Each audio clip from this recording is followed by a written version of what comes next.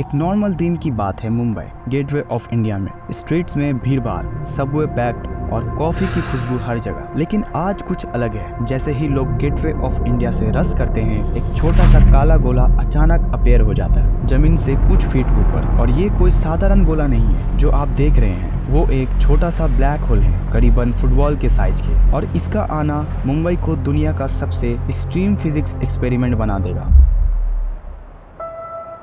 Chaos में घुसने से पहले आप समझते हैं कि ब्लैक होल होता क्या है। ब्लैक होल स्पेस का वो हिस्सा है जहां ग्रेविटी इतनी स्ट्रांग होती है कि कुछ भी, यहाँ तक कि लाइट भी उससे बाहर नहीं निकल सकती। ये टिपिकली तब बनते हैं जब बड़े स्टार्स अपने लाइफ के एंड में कोलैप्स करते हैं। जो ब्लैक होल्स हम यूजुअली स्पेस में देखते हैं वो बहुत बड़े होते हैं, अक्सर हमारे सन से मिलियंस या बिलियंस गुने बड़े। लेकिन जो black hole gateway of India में आया है वो अलग है। ये छोटा है, शायद सिर्फ कुछ मीटर का। ऐसा कैसे हो सकता है? थ्योरी के हिसाब से primordial black holes big bang के तुरंत बाद बनने हो सकते हैं, या फिर किसी क्रेजी सिनेरियो में हमने एक्सीडेंटली किसी हाई एनर्जी फिजिक्स एक्सपेरिमेंट से एक बना दिया हो। चाहे ये यहाँ आया कैसे भी हो, इसका इफेक्ट्स तुरंत और डिवास्टेटिंग होंगे। सबसे पहले आप देखेंगे कि ब्लैक होल के पास की चीजें मूव होना शुरू कर देंगे। कचरा, लूज कॉइन्स, यहाँ तक कि छोटे कुत्ते बिल्ली भी इस कॉस्मिक इंट्रूडर की तरफ एक्सेलरेट करना शुरू कर देंगे। ये होता है ब्लैक होल के जबरदस्त ग्रेविटेशनल पुल की वजह से।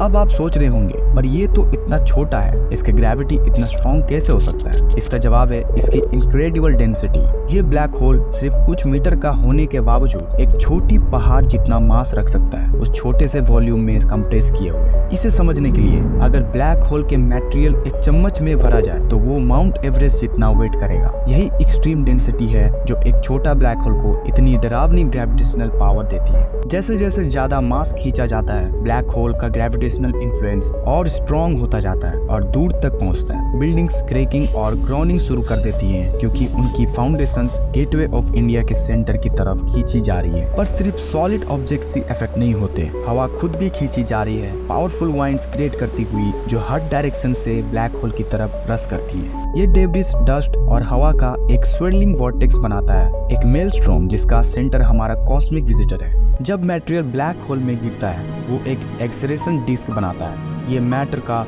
एक स्वेलिंग डिस्क होता है जो ब्लैक होल के अराउंड ऑर्बिट करता है इवेंट होराइजन क्रॉस करने से पहले, वो बाउंड्री जिसके बाद कुछ भी एस्केप नहीं कर सकता। इस एक्सेलरेशन डिस्क में फ्रिक्शन मटेरियल को इनक्रेडिबल टेम्परेचर्स तक हीट कर देता है। हम बात कर रहे हैं मिलियंस ऑफ डिग्री की। इससे ब्लैक होल के आसपास के एरिया इंटेंसली ग्लो करने लगता है, एक्सरेज और दूसरे हाई एनर्जी रेडिएशंस इमिट करता हुआ। मुंबई का दिल अब एक स्टार की तरह चमक रहा है और एक न्यूक्लियर बॉम्ब की तरह डेडली है। जो रेडिएशंस इमिट हो रही है वो पास के किसी भी इंसान के लिए लीथल होगी, पहले से ही कैटास्ट्रोफिक सिचुएशन को और बढ़ा देगी। लेकिन इफेक्ट्स सिर्फ आसपास तक ही लिमिट नहीं है। ब्लैक होल का ग्रेविटी स्पेस टाइम को खुद रैप कर रहा है, जिससे टाइम ब्लैक होल के पास स्लो हो जाता है। इस इफेक्ट को ग्रेविटेशनल टाइम डायलेशन कहता है, जो आइंस्टाइन के थ्योरी ऑफ जनरल रिलेटिविटी से प्रेडिक्ट किया गया था। अगर आप किसी तरह ब्लैक होल के पास सरवाइव कर पाते तो आपके लिए टाइम धीरे चलेगा कंपेयर टू उन लोगों के लिए जो दूर सेफ डिस्टेंस पे है। आपके लिए सेकेंड्स दूर देख रहे किसी इंसान के लिए मिनट्स या और हो सकते हैं। जैसे जैसे ब्लैक होल मैटर कंज्यूम करता रहता है, उसका मास बढ़ता जाता है और उसका ग्रेविटेशनल इन्फ्लुएंस भी। डिस्ट्रक्शन गेटवे ऑफ इंडिया से बाहर की तरफ फैलती है, हॉर्नमन सर्कल से ज्यादा हिस्से को अपने अंदर लेते हुए। स्काई स्क्रैपर्स डोमिनो की तरह गिर जाती है, उनका इमेंस वेट ब्लैक होल के पुल के सामने कुछ नहीं। Famous Mumbai Subway system deadly tunnels का एक नेटवर्क बन जाता है, डेब्रिस और अनफॉर्चुनेट विक्टिम्स को कॉस्मिक मॉक की तरफ चैनल करता हुआ। पर सिर्फ बिल्डिंग्स और लोग ही अफेक्टेड नहीं होते। ब्लैक होल का ग्रेविटी इतना स्ट्रॉन्ग है कि वो अर्थ क्रस्ट को भी इम्पैक्ट करता है। जमीन क्रैक होने और शिफ्ट होना शुरू हो जाती है, अर्थक्वेक्स ट्रिगर करती हुई जो पूरे रीजन में फैल जाती है। ये आपके टिपिकल अर्थक्वेक्स नहीं है। ब्लैक होल की प्रेजेंस एक ग्रेविटेशनल ग्रेडियंट क्रिएट करती है। पूल होल के पास ज्यादा स्ट्रॉन्ग होता है और दूर जाने पर कमजोर होता जाता है। ये डिफरेंशियल फोर्स लिटरली अर्थ को स्ट्रेच करता है, एक प्रोसेस जिसे एस्ट्रोनॉमर्स टाइडल फोर्स कहते हैं। यही इफेक्ट अर्थ पे ओशन टाइड्स के लिए रिस्पॉन्सिबल है, जो मून के ग्रेविटी की वजह से होते हैं। लेकिन इस केस में फोर्सेस बहुत ज्यादा एक्सट्रीम है। क्रस्ट बकल होता है और टूट जाता है, मैसिव फिशर्स को खोल देता है। जैसे कि सिचुएशन पहले ही बहुत खराब नहीं थी। ये फिशर्स अर्थ सरफेस के नीचे से प्रेशराइज्ड मैग्मा रिलीज करता है। मुंबई मुंबई सिटी एक एपोक्लिप्टिक लैंडस्केप बन जाता है, क्रम्बलिंग बिल्डिंग्स, डेडली रेडिएशंस और वॉल्केनिक इरप्शन का। लेकिन ब्लैक होल का इन्फ्लुएंस सिटी लिमिट्स तक ही नहीं रुकता,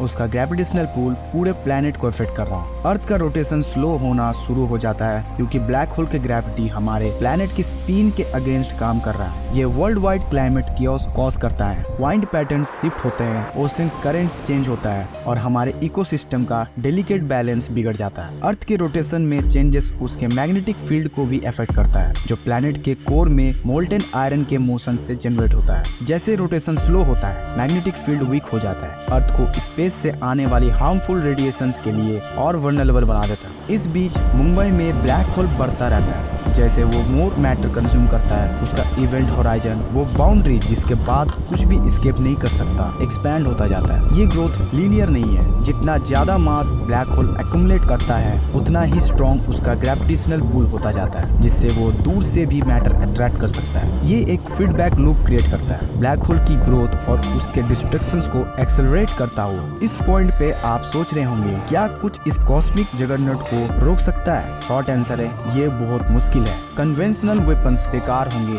ब्लैक होल पे न्यूक्लियर बम ड्रॉप करना सिर्फ उसको और मास देगा कंज्यूम करने के लिए, उसके अराउंड वॉल बनाना काम नहीं करेगा। हमारे पास कोई ऐसा मटेरियल नहीं है जो इतने एक्सट्रीम ग्रेविटेशनल फोर्स को झेल सके। कुछ साइंटिस्ट सजेस्ट कर सकते हैं कि ब्लैक होल के मास को एंटी मैटर से काउंटर किया जाए, लेकिन इतना एंटी मैटर क्रिएट करना और कंट्रोल करना अभी हमारे कैपेबिलिटीज से बहुत दूर है। जब साइंटिस्ट और वर्ल्ड लीडर्स इन सवालों से जूझ रहे हैं, ब्लैक होल बढ़ता रहता है, उसके अपीयर होने के बाद डेज बीत चुके होते हैं और इंडिया का बड़ा हिस्सा कंज्यूम हो चुका होता है। That all catastrophic economic impact global है और हमारे प्लेनेट का फ्यूचर दाव पे लगा हुआ है। लेकिन इस डिवास्टेशन के बीच ह्यूमैनिटी का साइंटिफिक इंक्वायरी का स्पिरिट जिंदा है। दुनिया भर के रिसर्चर्स इस अनप्रेसिडेंटेड इवेंट पे डेटा कलेक्ट कर रहा है, ग्रेविटी, स्पेस टाइम और हमारे यूनिवर्स की फंडामेंटल नेचर के सीक्रेट्स को अनलॉक करने की उम्मीद में। इस कैटास्ट्रोफ का हर मोमेंट हमें फिजिक्स के बारे में कुछ नया सिखा रहा है। हम रिलेटिविस्टिक इफेक्ट्स ऑब्जर्व कर रहे हैं जो पहले सिर्फ थियोरेटिकल थे। हम देख रहे हैं कि मैटर एक्सट्रीम ग्रेविटेशनल कंडीशन में कैसे बिहेव करता है। हम स्पेस टाइम के वैपिंग को एक ऐसे स्केल पे विटनेस कर रहे हैं जो पहले कभी पॉसिबल नहीं था।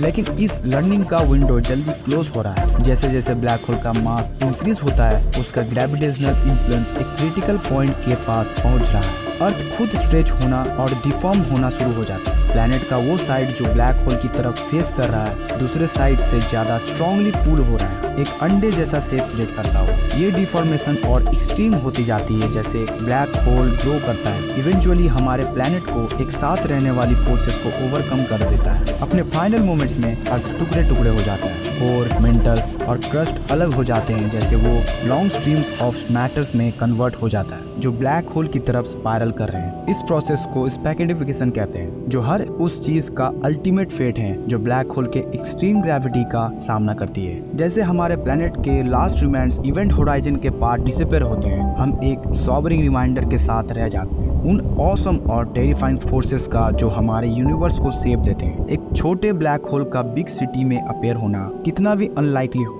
एपोक्लिप्टिक से कम नहीं होगा। ये एक ऐसा सिनेरियो है जो हमारे साइंटिफिक अंडरस्टैंडिंग की बाउंड्रीज को पुश करता है और हमें कॉस्मोस में अपनी जगह के बारे में सोचने पे मजबूर करता है। हालांकि ये थॉट एक्सपेरिमेंट के ग्रिम पिक्चर पेंट करता है, ये हमारे ऑनगोइंग साइंटिफिक रिसर्च की इंपॉर्टेंस को भी हाईलाइट करता है। जितना ज्यादा हम ब्लैक होल्स और फिजिक्स के फंडामेंटल लॉज के बारे में समझेंगे, उतना ही बेटर प्रिपेयर्ड होंगे हम उन कॉस्मिक चैलेंजेस का सामना करने के लिए जो यूनिवर्स हमारे सामने ला सकता है। जैसे हम सितारों को देखते हैं, याद रखें कि वही फोर्सेस जो हमारे दुनिया को टीयर पार्ट कर सकते हैं, उन्होंने ही वो एलिमेंट्स फोर्ज किए जिनसे हमारे बॉडीज बनी है। हम एक रियल सेंस में कॉस्मोस बच्चे हैं, स्टार डस्ट से बने और उन्हीं फिजिकल लॉज से शेप हुए जो ब्लैक होल को गवर्न करता है। इन फिनोमेना को समझने की हमारी जर्नी सिर्फ एक एकेडमिक एक्सरसाइज नहीं है, बल्कि अपने एग्जिस्टेंस और इस वास्ट मिस्टीरियस यूनिवर्स में अपनी जगह को समझने की एक क्वेस्ट है। इस कॉस्मिक कैटास्ट्रोफिक की जर्नी पे हमारे साथ आने के लिए धन्यवाद। याद रखिए, हालांकि हमने जो सिनेरियो एक्सप्लोर किए वो एक्सट्रीमली अनलाइकली है,